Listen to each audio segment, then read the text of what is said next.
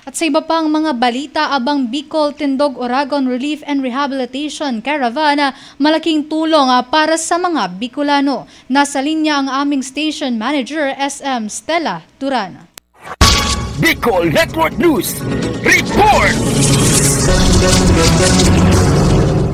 Pinatunayan ni Pangulong Ferdinand Marcos Jr. at House Speaker Martin Romualdez ang malasakit ng gobyerno sa mga Bicolanong naapektuhan ng bagyong Christine at Pepito sa pamamagitan ng bagong Pilipinas Servicio Fair na ginanap sa Ibalong Centrum for Recreation sa Legazpi City, Albay. Sa kabuuan, 150,000 beneficiaries mula sa rehiyon ang nakatanggap ng tulong, kabilang ang cash assistance, relief packs at iba pang serbisyo na yung mapagaan ang epekto ng mga nagdaang kalamidad. Meron ding mini Servicio Fair na nagbigay ng karagdagang ayuda sa mga nangangailangan bilang bahagi ng programang Tabang Bicol Tindog Oragon. Bukod sa agarang tulong, patuloy rin ang gobyerno sa pagsuporta sa mahalagang proyekto sa rehiyon.